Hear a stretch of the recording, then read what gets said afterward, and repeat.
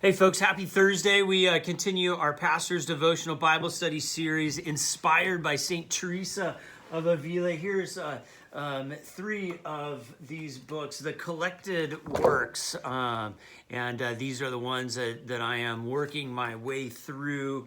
You see each of these about 500 pages long, so I got a lot of work cut out for me, but this person has been an inspiration to me, and during my renewal leave, I wanted to spend some time reading this saint from the 16th century, Spanish woman who gave up her life, went into the convent so that she might dedicate herself to a life of prayer. In that dedication to a life of prayer, what that grew into was a voice of reform and a voice of teaching and a voice of leadership in the church. She's credited with founding, not founding, but reforming the Carmelite order for both men and women.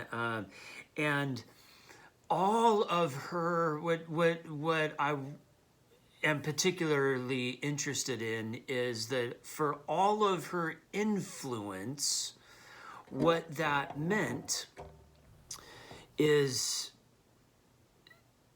that all of her influence began with a desire to live a life of prayer. And if all of us only had that desire to live that life of prayer, that's what I'm seeking. We seek that, not the she wasn't seeking to be the influencer. She was seeking to live a life of prayer, and that yielded a life of influence. And so we've been looking at these different passages of prayer this week, and this morning today want you to turn in your Gospels, the Gospel of Luke,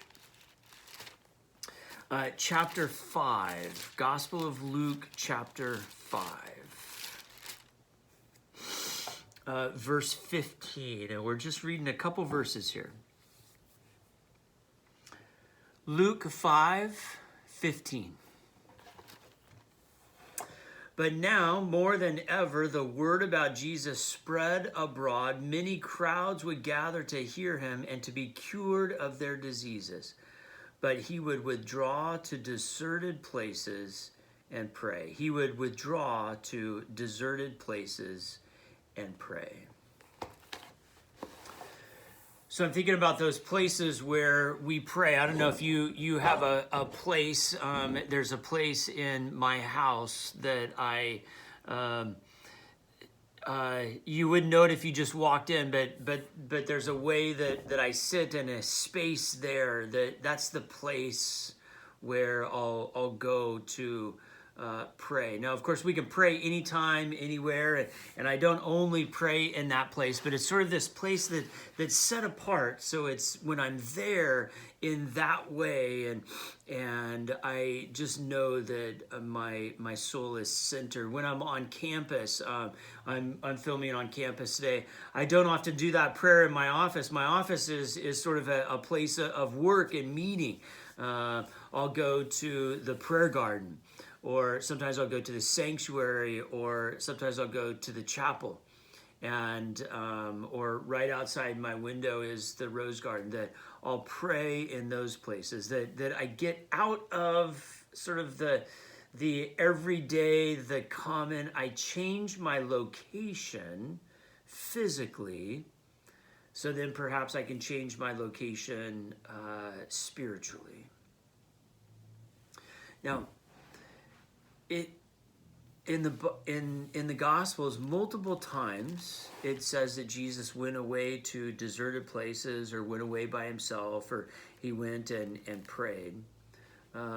It doesn't say it a lot, but we get the sense that he perhaps did this a lot, that we don't hear every time that he did this, that he would be with this great crowd of people and he's healing them, or he's feeding them, or he's teaching them, and then he would go away.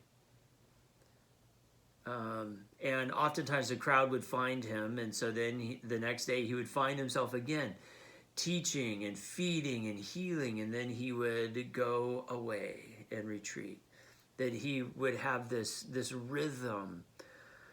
Now, St. Teresa, she decided to forego the world at all and to just live in constant retreat. And most of us won't decide to do that, and so what the rhythm we have to discover is not the rhythm of Teresa, the one of constant retreat, but the rhythm we have to discover is that rhythm of Jesus, of being in the world and of the world and participating with the world, and then getting away and retreating so that we might more fully participate with God. And then coming back, God created the Sabbath on the seventh day. There was 6 days of work and creation, and then the seventh, the Sabbath, was set aside as a time of rest.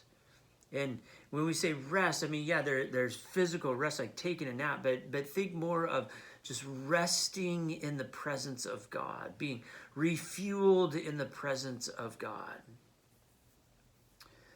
Now, ideally, in my life, what I've tried to do, and not always been successful at, but have tried to do, is that each day you might have some kind of Sabbath, part of a day that's set aside, and it could just be a few minutes.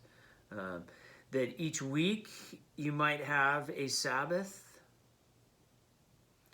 that each month there might be some form of a Sabbath, that each year there might be some form of a Sabbath. So in a day, maybe it's a few minutes, or it's a part of an hour that is set aside to say, I'm just going to rest, just refuel in my relationship with God each day. And each week, maybe, it's difficult. I find it difficult in the world in which we live for me to take a full Sabbath, a full 24-hour Sabbath, but each week, there's a time in which a chunk of a day, either all morning, all afternoon, all evening, that is just Sabbath for me. It's doing something, it's being in a place that is refueling, refreshing, connected to God, intentional about that. That each month maybe there's an opportunity for an overnight kind of retreat or Sabbath, or a 24-hour long sort of Sabbath, and that each year there's some opportunity for a week or a weekend retreat or some kind of Sabbath. This rhythm, and it's a rhythm of intentionality. That's what the Sabbath is about: is being intentional to set aside time that would connect to and be only with God. And so we see this in Jesus, in the world, of the world, working with the world, feeding the world, healing the world, teaching the world, stepping apart and being apart from the world, intentionally deserted of the world so that he might be with God, and then coming back. And this rhythm.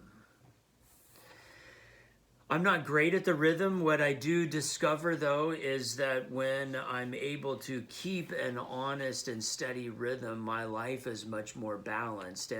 And in those moments where life can just be completely crazy and hectic, if I'm able to sort of self-evaluate and step back, what I'll discover is that I've lost that rhythm somewhere in the weeks or months prior, and I'm now out of balance, and so I need to get back to that rhythm. What is your rhythm? What is that in the world, of the world, with the world, then stepping away intentionally with God? How does that work for you? Where is the space? What is the time? If you don't have that now, when are you going to start? Create the space today in your home or some place where this is the place where you go to. And mark on your calendar when you're going to do that next. And just start one place, one next time.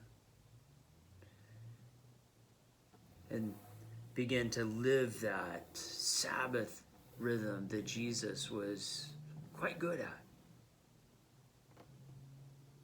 Intentionally taking that time with God. God bless.